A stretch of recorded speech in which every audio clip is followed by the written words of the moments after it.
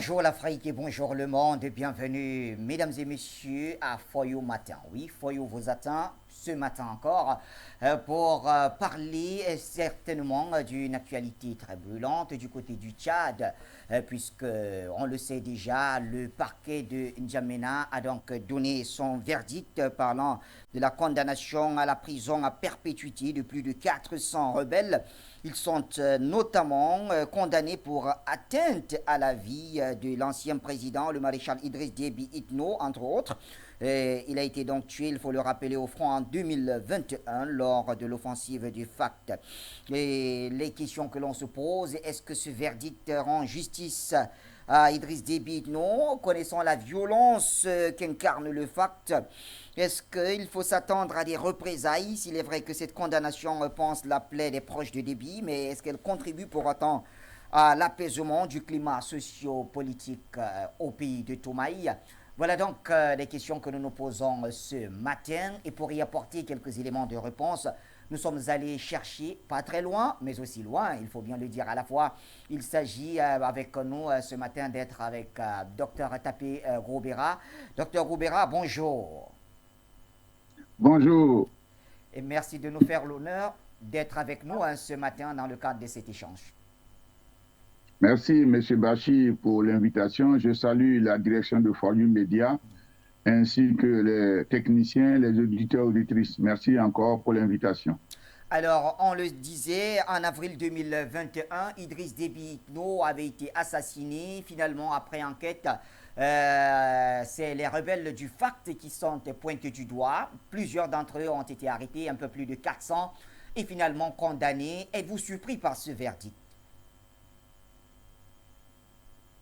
Oh, surpris, oui et non. Hmm. Pour la simple raison que, en fait, il y a, je pense, nous estimons au sein du MORAF, le Mouvement pour la Renaissance de l'Afrique, qu'il faille véritablement une vraie enquête.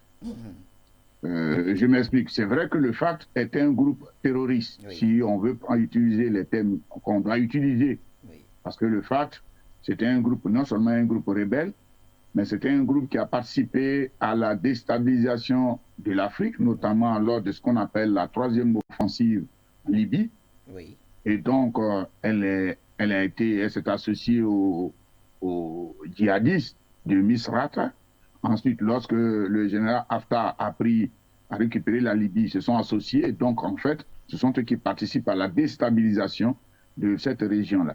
Et donc, leur offensive, qui a eu lieu le 11 avril, participait effectivement à déstabiliser, à tuer les citoyens libyens.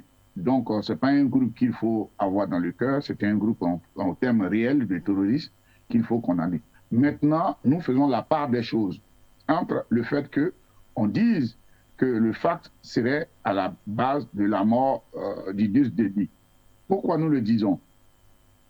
D'abord, lorsque le maréchal Idriss Déby est mort, il y a eu deux thèses.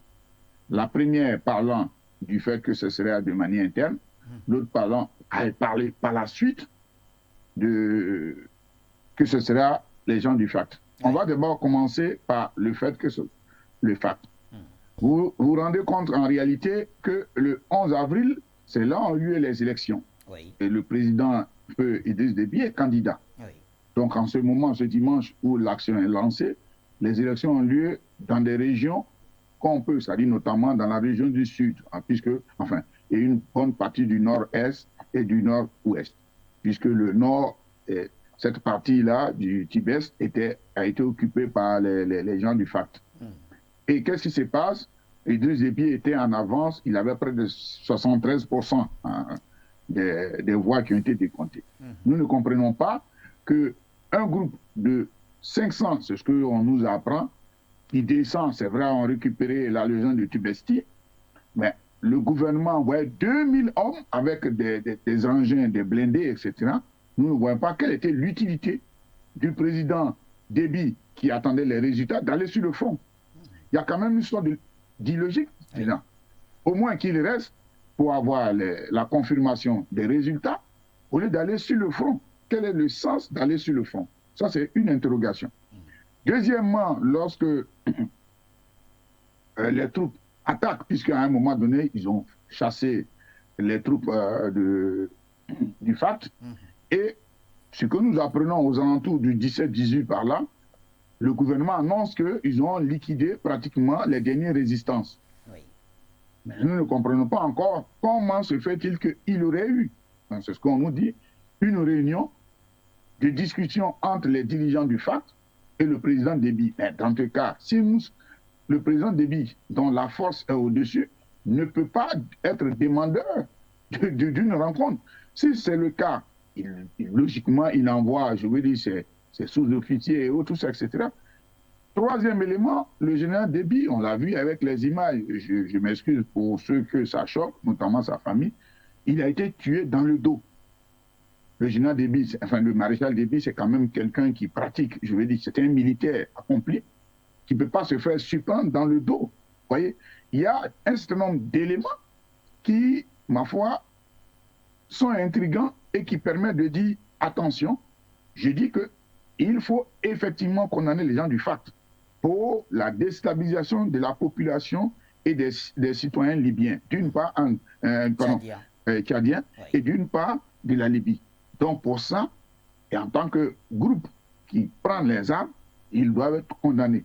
Mais la question du fait que c'est le FAT qui aurait tué le président, le maréchal Idriss Déby, nous émettons un certain nombre de doutes. Alors, mais le FAT semble ne pas aussi nier quand même cette, je vais dire, ce grand coup de filet, puisqu'ils estiment que si le maréchal Déby est allé au front en ce moment-là, la seule nuance pour eux, c'est qu'il n'y a pas eu assassinat, mais c'est un soldat qui est mort au front dans les règles de l'art. Oui, moi, comme je vous le disais, nous faisons la part des choses. Pour nous, il faut véritablement enquêter. Parce que la question que vous posez, est-ce que la justice est rendue par rapport à la mort du maréchal Idriss Déby? Oui. Pour nous, nous estimons que non, il n'y a pas eu de justice en ce sens. Parce qu'il faut véritablement, nous pensons qu'il faut enquêter. Maintenant, le FAT peut dire, il y a plusieurs hypothèses. C'est possible. Il y a plusieurs hypothèses, mais nous avons un certain nombre de doutes qui font que nous nous posons des questions.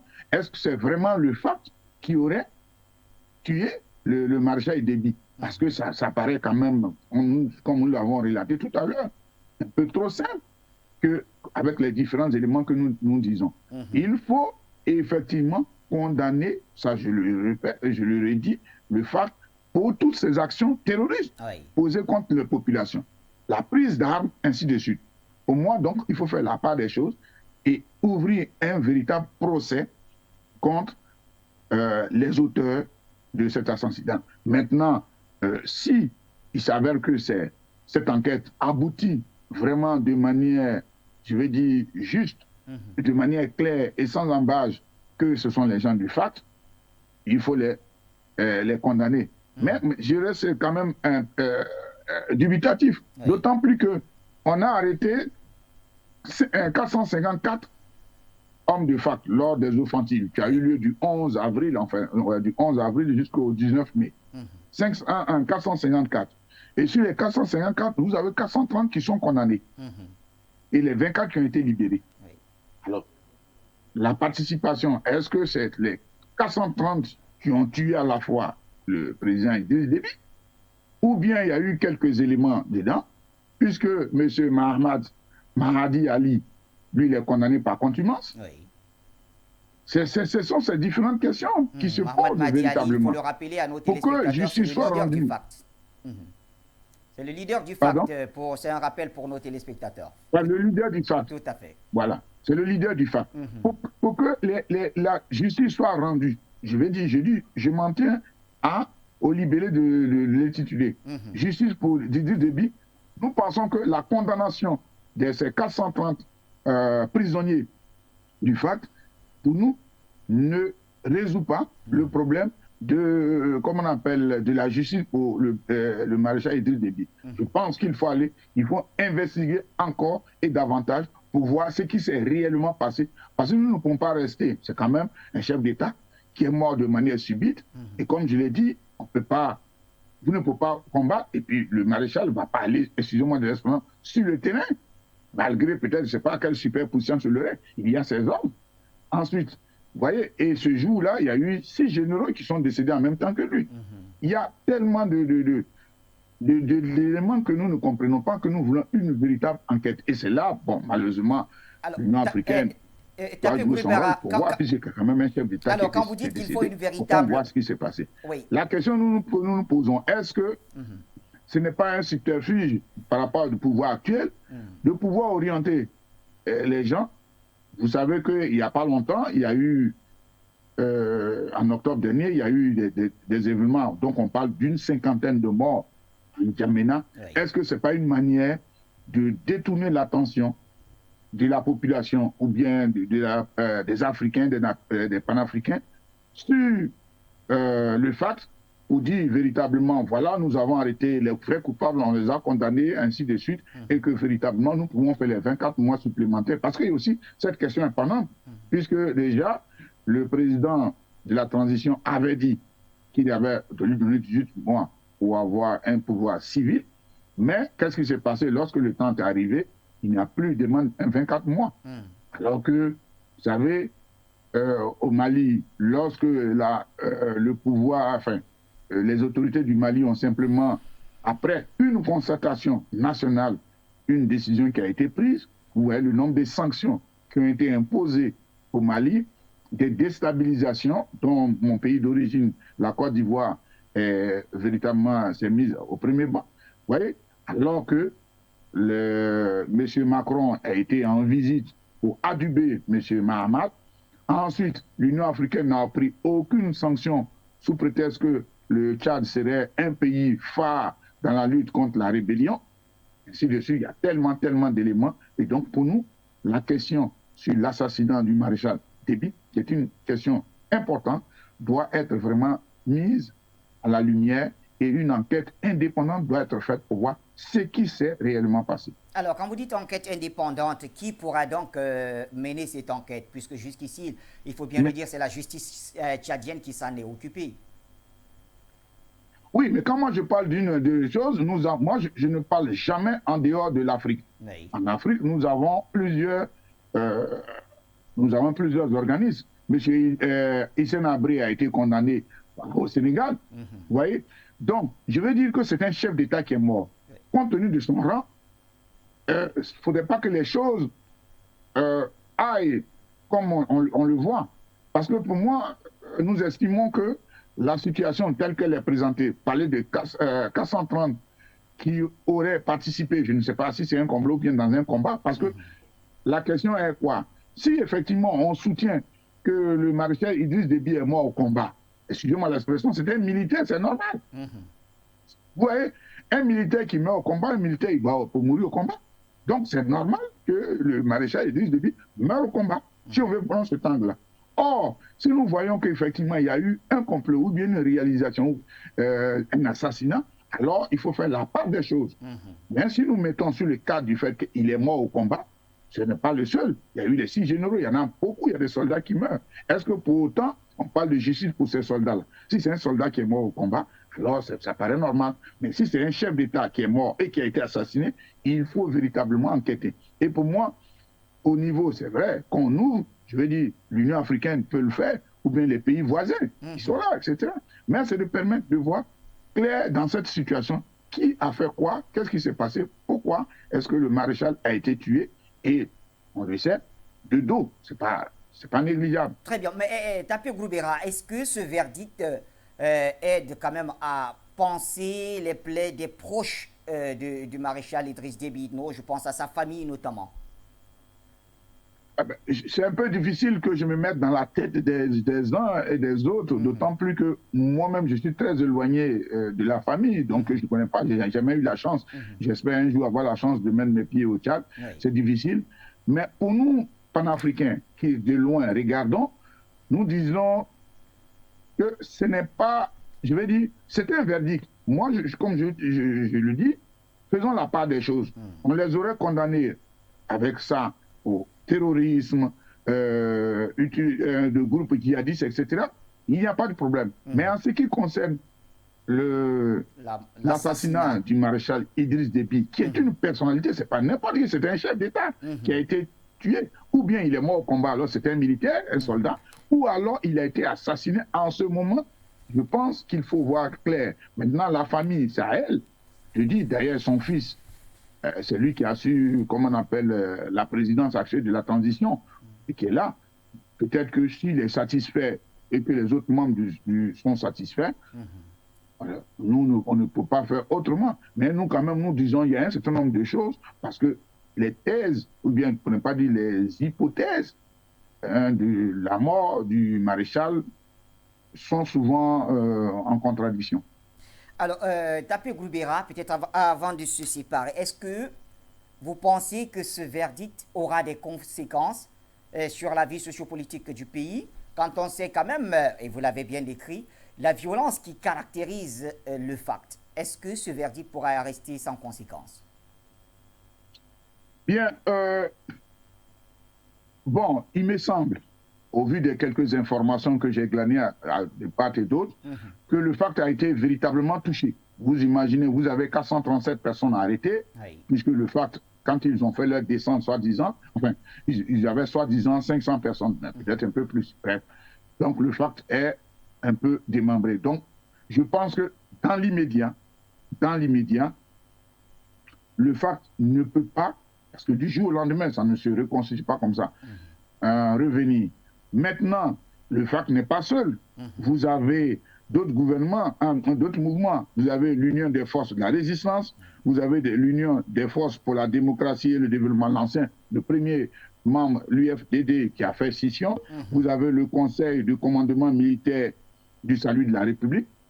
Le problème qui se pose, parce que lorsqu'il y a eu cette rencontre qui devait donner lieu aux conclusions d'une paix réelle, ça n'a pas abouti, puisqu'à la suite de ça, deux mouvements, notamment le Conseil militaire, le Conseil de commandement n'a pas participé, le FACT et d'autres mouvements n'ont pas participé. Vous voyez qu'en réalité, il y a un véritable problème pour le peuple tchadien, pour lequel je suis véritablement meurtri et en colère. C'est un peuple qui n'a pas la chance, qui n'a jamais eu la chance depuis l'indépendance, l'avènement de François Tombalba jusqu'à aujourd'hui, d'avoir un moment de paix, de vaquer à leurs occupations réellement. Le problème, c'est qu'il y a une violence militaire. C'est pas dans différents pays où on parle un peu de dictature, parce que c'est vrai, les gens vivent, mais on ne permet peut-être pas à l'opposition d'exercer. Mais là-bas, ce n'est pas ça. Non seulement cette violence s'exerce, c'est-à-dire il y a une violence sur les hommes politiques dans la région de N'Djamena, mais c'est sur l'ensemble du pays, vous avez des voyous qui, armés de l'extérieur, quand je prépare ces différents groupes, qui viennent du Soudan, qui viennent parce que la déstabilisation de la Libye a été une catastrophe pour les pays africains, notamment dans la zone du Sahel. Et donc tous ces mouvements-là, ils sont armés. Vous avez aussi les pays du Qatar, l'Arabie Saoudite, etc., qui, en recevant les armes des États-Unis à un moment donné pour pouvoir faire l'extension de leur mouvement idéologique islamique, donnent des armes à ces voyous qui vont attaquer les populations civiles. Vous voyez que le vrai problème, c'est-à-dire, là maintenant, nous revenons à ce qu'on appelle la communauté dite internationale, qui a créé, excusez-moi, ce chaos en Libye, en voulant changer le régime. Au lieu de se changer de régime, aujourd'hui, nous avons 3 factions, au moins, qui se battent pour le contrôle de la Libye. Avec ce chaos, avec les armes qu'ils ont données aux voyous qui se promènent un peu partout et qui font la déstabilisation dans toutes ces zones. Si 1/10 des armes qu'on donne, je dis bien des moyens qui sont remis à l'Ukraine, avaient été utilisés, on aurait eu la paix dans ces différentes régions. C'est là l'occasion pour dire que vous qui prétendez aider l'Ukraine, soi-disant à récupérer sa souveraineté, nous, Africains, nous demandons, puisque nous n'avons pas les armes, nous avions demandé et nous continuons de demander de donner des moyens pour que, effectivement, tous ces groupes rebelles soient, ils déposent les armes, ou bien alors une vraie coalition africaine et panafricaine se met en marche et on les liquide pour que les populations puissent avoir la paix. Parce que ce que les Libyens, les Tchadiens vivent, et les Libyens depuis 2011, ce n'est pas une vie, parce que vous vivez dans, je veux dire, une vie sommaire, vous vivez en pensant que demain, on ne sait pas ce qui va arriver. Ce n'est pas une vie que doivent mener des Africains Surtout que, comme vous l'avez dit en l'introduction, c'est la région de Tomaï. Or, Tomaï, c'est l'ancêtre de l'humanité qui a été découvert dans cette région. Tout à fait. Merci infiniment, Dr Tapé Groubera. Et surtout, un grand merci d'avoir fait le lien entre la situation sécuritaire au Sahel et justement les questions d'armement en Ukraine, puisque en Afrique, comme partout dans le monde, la paix est bonne partout. On a aussi besoin de ces armes pour la paix. Mesdames et messieurs, c'était donc l'échange de ce matin dans le cadre de Foyo Matin. Vous l'avez compris, notre invité, c'était Dr Tapé Groubera. Eh bien, nous vous laissons dans la continuité de nos programmes avec naturellement de l'info en continu. Bonne suite des programmes.